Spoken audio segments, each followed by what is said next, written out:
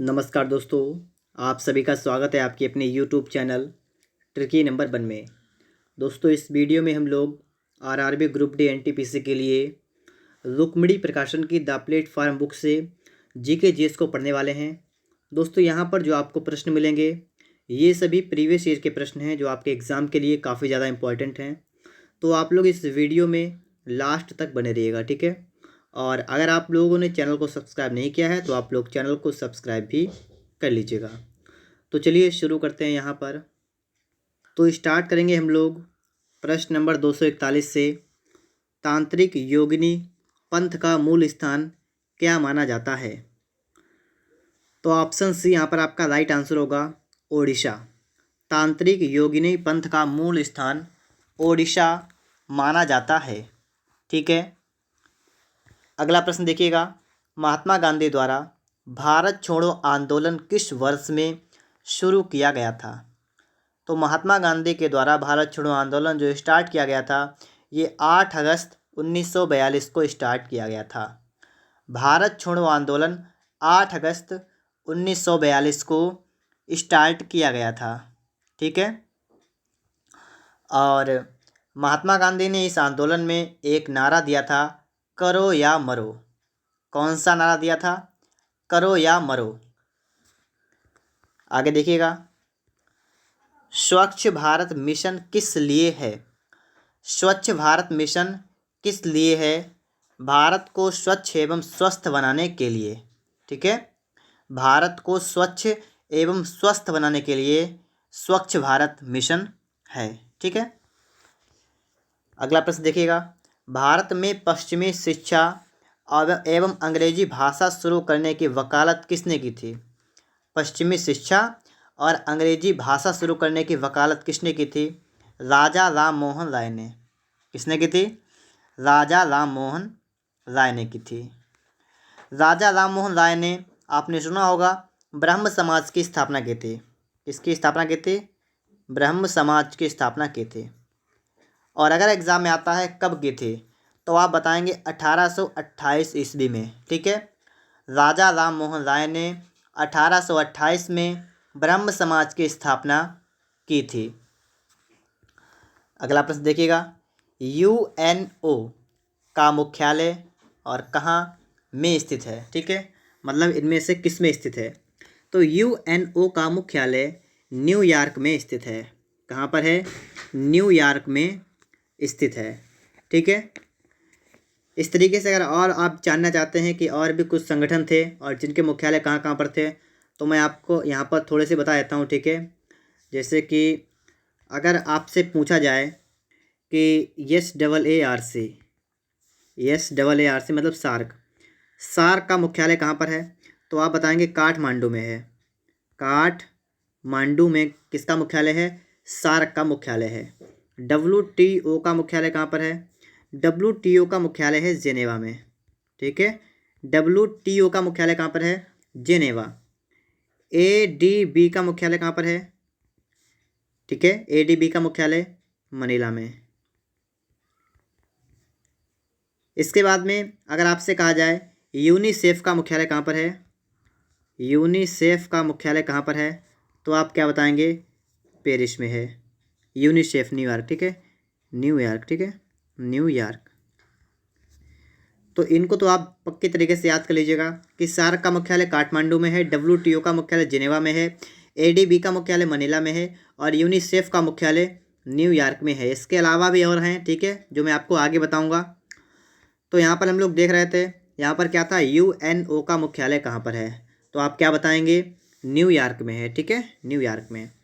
अगला प्रश्न देखिए, 246 नंबर, भारतीय स्वतंत्रता संग्राम के दौरान समाचार पत्र यंग इंडिया को किसके द्वारा प्रकाशित किया गया था? यंग इंडिया को किसके द्वारा प्रकाशित किया गया था तो आप क्या बताएंगे? महात्मा गांधी के द्वारा। किसके द्वारा? महात्मा गांधी के द्वारा यंग इंडिया समाचार पत्र का प्रकाशन किया गया था। यहाँ पर देखिएगा, BIOS का क्या कार्य है? तो BIOS का कार्य क्या है? सिस्टम हार्डवेयर के पुर्जे को प्रारंभ करना। सिस्टम हार्डवेयर के पुर्जे को प्रारंभ करना, ठीक है। और इसके बाद आप अगला प्रश्न देखिएगा, ऑन्कोलॉजी किस बीमारी के उपचार से जुड़ा है? ऑन्कोलॉजी, तो ये जो है कैंसर की बीमारी से जुड़ा हुआ है, ठीक है। कैंसर का उपचार होता है, ठीक है। तो ऑन्कोलॉजी जो है ये कैंसर की बीमारी से जुड़ा हुआ है, ठीक है। समझ गए आप लोग यहाँ पर? और ठीक है, आगे देखिएगा। इसके बाद थार का रेगिस्तान किस राज्य में स्थित है? थार का रेगिस्तान किस राज्य में स्थित है? ये तो सभी को पता होगा। थार का जो रेगिस्तान है वो राजस्थान राज्य में स्थित है, ठीक है। और थार जो है ये राजस्थान में है, इसका मतलब ये भारत और पाकिस्तान में भी है थोड़ा, ठीक है। तो भारत में भी है और पाकिस्तान में भी है।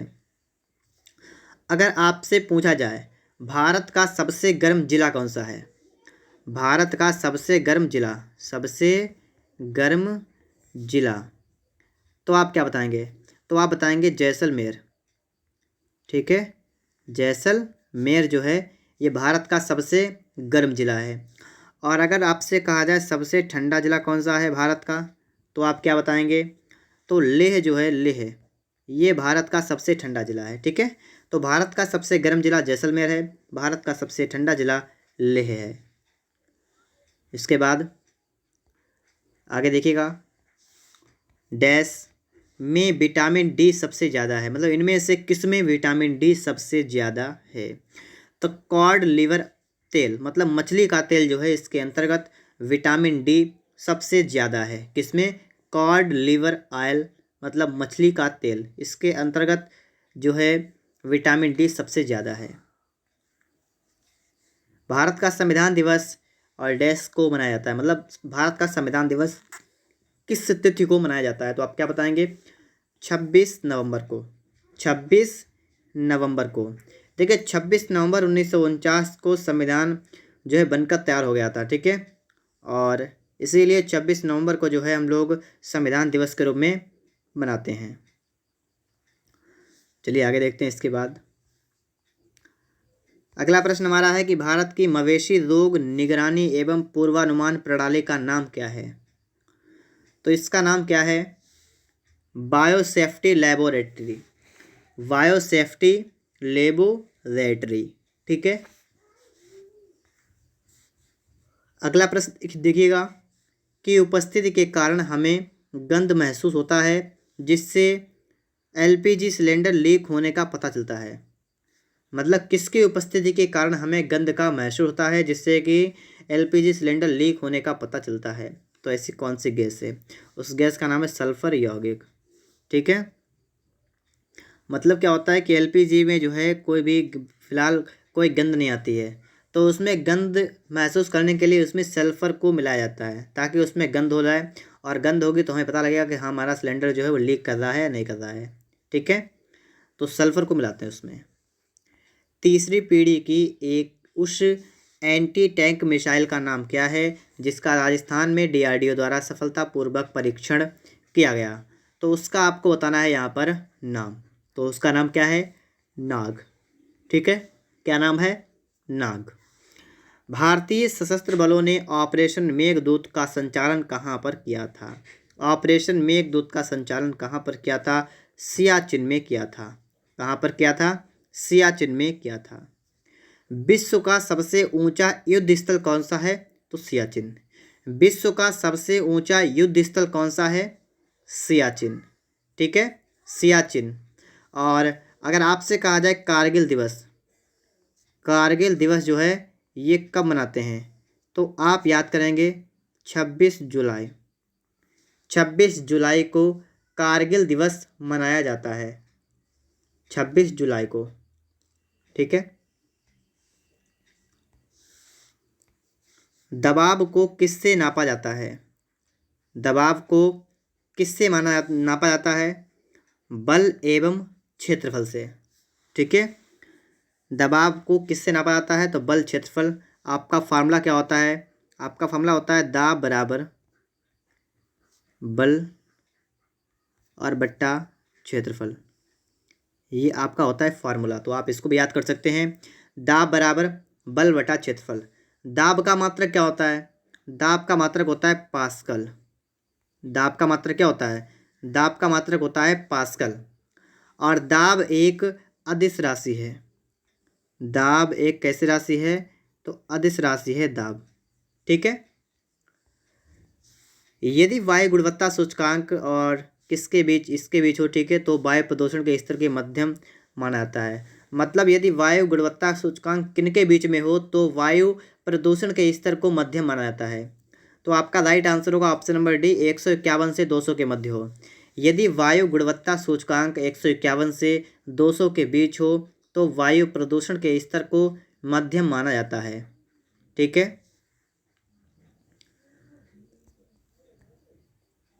यहाँ पर देखिए, मोबाइल फ़ोन का उपयोग करके धन स्थानांतरण करने की वाली प्रक्रिया को क्या कहा जाता है?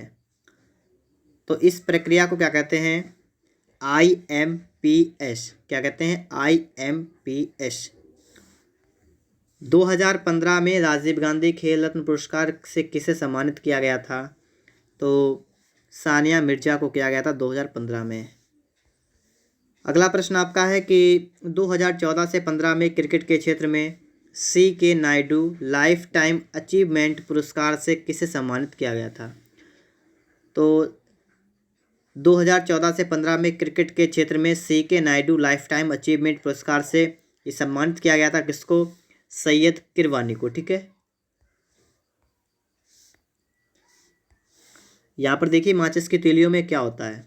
माचिस की तीलियाँ जो है, मतलब जो माचिस की तीली होती है उसमें क्या लगा होता है जिससे जल जाती है? तो फास्फोरस लगा होता है। क्या होता है? फास्फोरस। ठीक है। इसके बाद आगे देखेंगे हम लोग। अगला प्रश्न हमारे लिए क्या है, देखिएगा यहाँ पर आप लोग। ठीक है। अगला प्रश्न आपके लिए यहाँ पर है कि IFSC का संक्षिप्त रूप क्या होता है? आपने सुना होगा बैंक के लिए आपका होता है IFSC कोड। ठीक है। तो IFSC जो है उसका संक्षिप्त रूप आपसे पूछा गया है क्या होता है, तो आप क्या बताएंगे? Indian financial system code. Indian financial system code. ठीक है। आगे देखिए, इसके बाद 263 नंबर आपका यहाँ पर लिखा हुआ है और इसमें आपका है कि राज्यसभा के सदस्यों का चुनाव किनके द्वारा किया जाता है? राज्यसभा के सदस्यों का चुनाव किसके द्वारा किया जाता है? राज्यों की विधानसभाओं के सदस्यों द्वारा। राज्यों की विधानसभाओं के सदस्यों द्वारा। शब्दों के जोड़े दिए गए हैं और इनमें से भिन्न को ज्ञात करें जो अलग हो। जैसे यहाँ पर आपको दिवस दे रखे हैं, इनमें से जो दिवस अलग हो आपको उसको बताना है। देखिए, 5 जून विश्व पर्यावरण दिवस, बिल्कुल सही है। ठीक है। 22 अप्रैल पृथ्वी दिवस, ये भी सही है। 22 मार्च जल दिवस, ये भी सही है। 22 मई विश्व गौरैया दिवस, ये गलत है। ठीक है। तो आप सही वालों को यहाँ पर देखिए फिर से एक बार। विश्व पर्यावरण दिवस 5 जून, पृथ्वी दिवस 22 अप्रैल, जल दिवस 22 मार्च। यहाँ पर आप देखेंगे रुपए के चिन्ह, जो रुपए को डिजाइन तैयार करने के लिए प्रतिस्पर्धा के विजेता कौन थे? जिन्होंने रुपए का जो ये चिन्ह है ना, ला बना के इस तरीके से होता है, ये किसने बनाया था? तो ये था उदय कुमार। ठीक है। उदय कुमार जो हैं, इन्होंने इस स्पर्धा में ये जीत गए थे। इन्होंने रुपए का चिन्ह ये बनाया था। और इससे पहले मैं आपको ये भी बता चुका हूँ कि जो रुपए का चिन्ह है ये कब बना था। ठीक है। तो इसके बारे में आप लोग हमें कमेंट बॉक्स में बताइएगा कि जो रुपए का चिन्ह ये बनाया गया था ये कब बनाया गया था। ऑप्शन में आपको दे रहा हूँ कि 2010 में या 2011 में। तो अगर आप लोगों ने इससे पहले की वीडियो देखी है तो आपको पता होगा। यहाँ पर आप आगे देखेंगे यहाँ पर कि सामान्य आँख के लिए स्पष्ट दृष्टि की न्यूनतम दूरी कितनी होती है? स्पष्ट दृष्टि की न्यूनतम दूरी कितनी होती है? 25 सेंटीमीटर होती है। ऑप्शन नंबर आपका यहाँ पर सी वाला बिल्कुल राइट आंसर बन जाएगा। ठीक है। 25 सेमी। अगर आपसे कहा जाए कि कोई भी व्यक्ति अपना नेत्र दान करेगा तो अपने नेत्र दान करेगा तो नेत्र का कौन सा भाग दान किया जाता है? तो नेत्र का जो कार्निया वाला पार्ट होता है, कार्निया, वो दान किया जाता है। ठीक है। तो नेत्र दान का मतलब क्या दान करेंगे? कार्निया दान की जाएगी। ठीक है। फिर अगर आपसे कहा जाए, मान लीजिए कि आप किसी ऐसी जगह पर हैं जहाँ पर आपको प्रतिध्वनि सुननी है। ठीक है। तो कितने मीटर की दूरी होनी चाहिए स्पष्ट रूप से प्रतिध्वनि को सुनने के लिए? तो 17 मीटर की दूरी होनी चाहिए। ठीक है। स्पष्ट रूप से प्रतिध्वनि को सुनने के लिए सूर्य को देखने के लिए किस यंत्र का प्रयोग किया जाता है? सूर्य को देखने के लिए किस यंत्र का उपयोग किया जाता है? हेलियोस्कोप। किसका करते हैं उपयोग?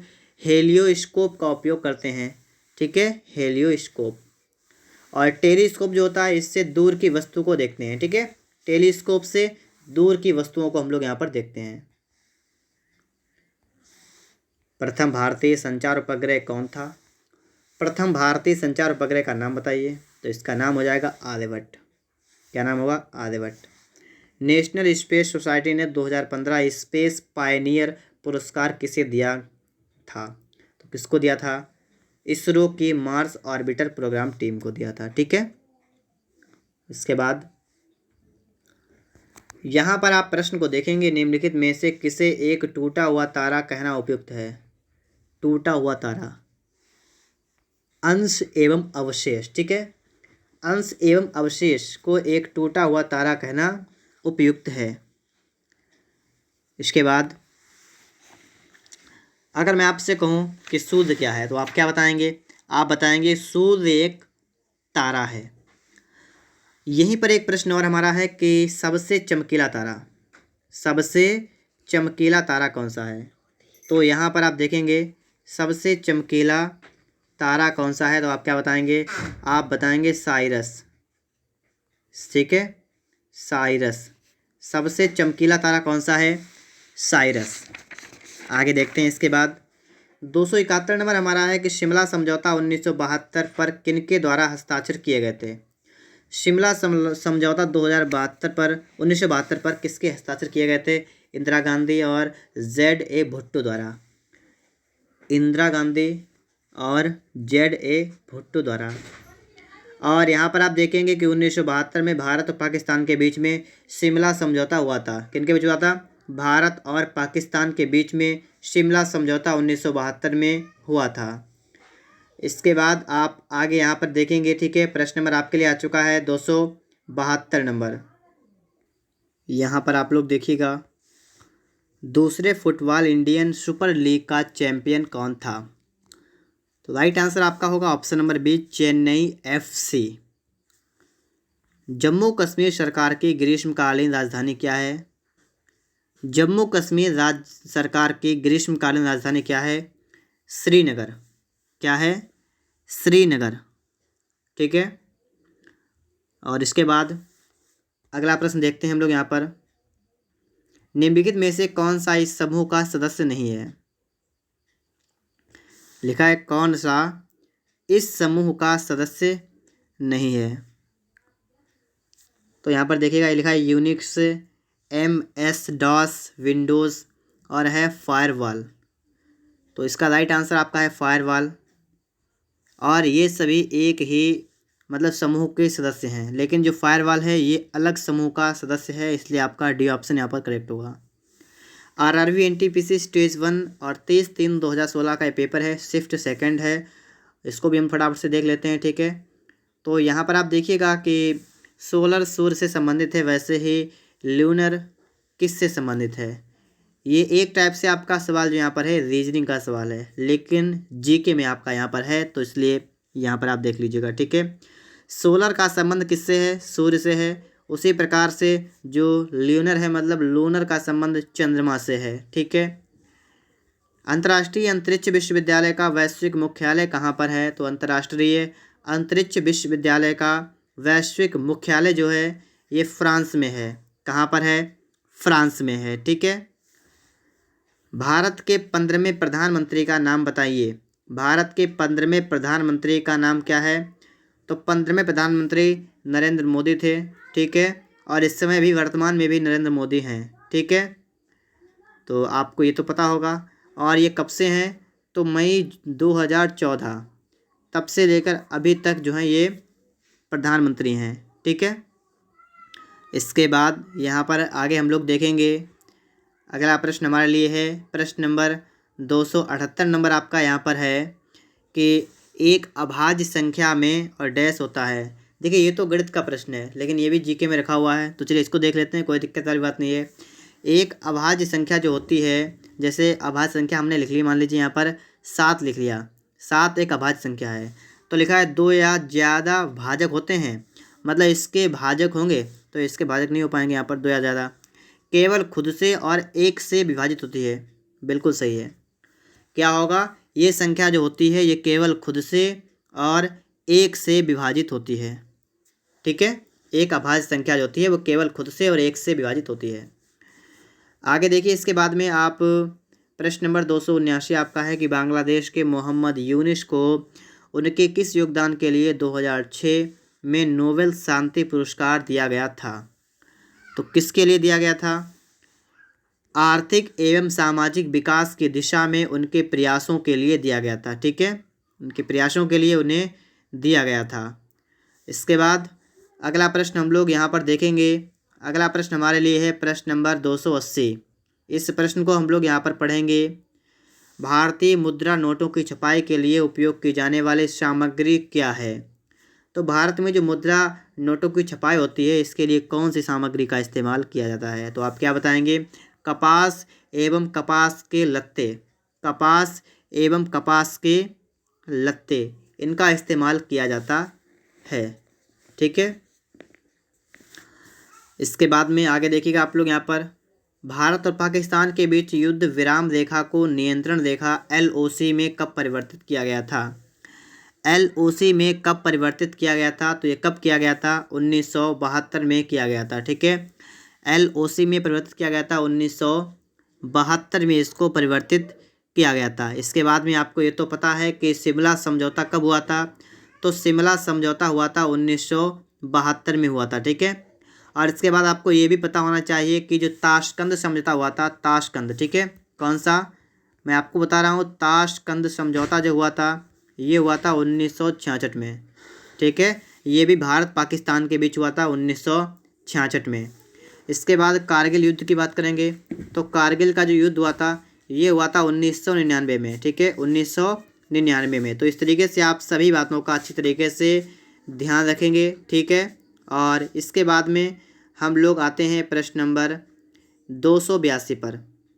तो यहाँ पर हम देखेंगे, लिखा हुआ है कि हाल ही में निम्नलिखित में से किस देश ने भारत के साथ सौर ऊर्जा विकसित करने के लिए समझौते पर हस्ताक्षर किए हैं?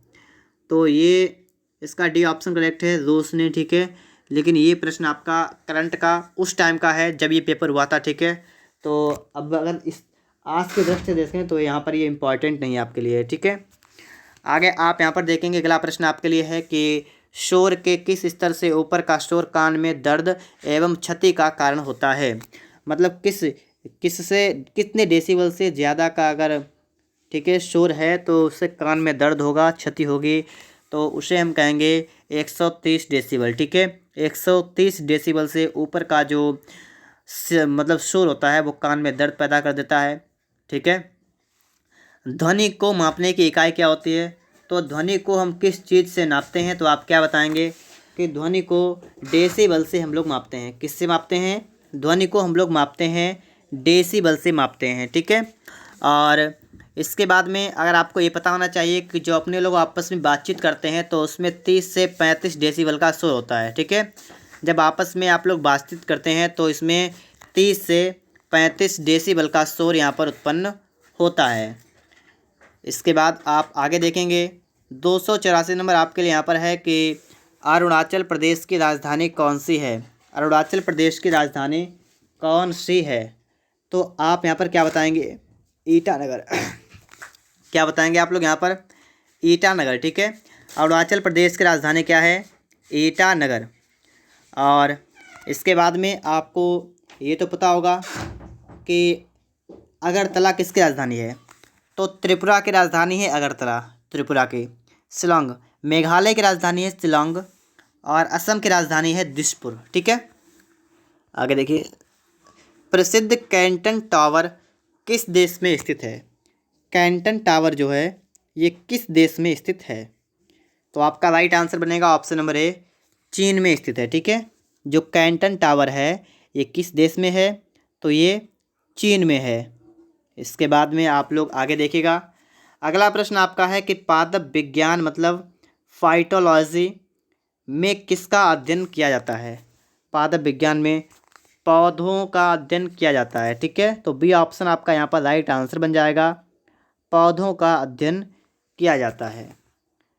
इसके बाद चेचक किस वायरस के कारण होता है? चेचक जो होता है ये किस वायरस के कारण होता है? तो आप क्या बताएंगे? वेरिसेला वायरस के कारण होता है। किसके कारण होता है?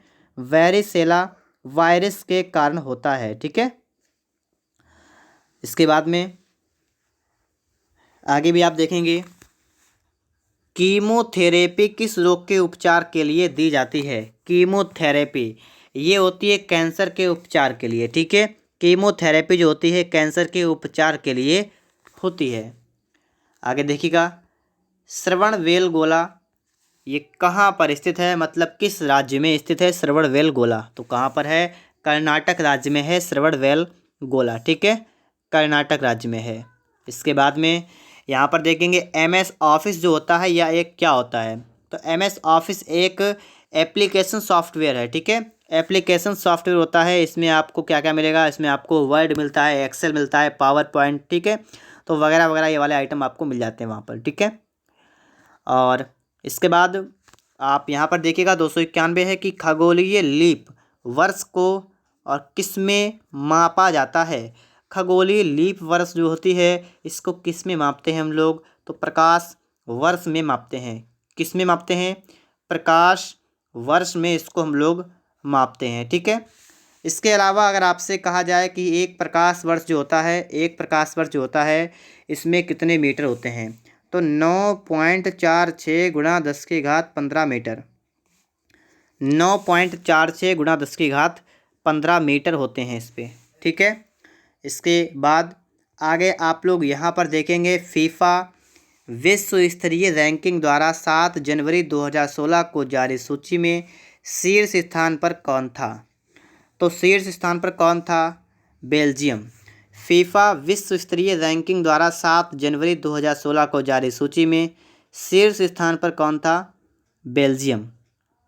इसके बाद वायु प्रदूषण के संदर्भ में PM का तात्पर्य क्या है? तो इसका तात्पर्य क्या है? कणिकीय पदार्थ। क्या है?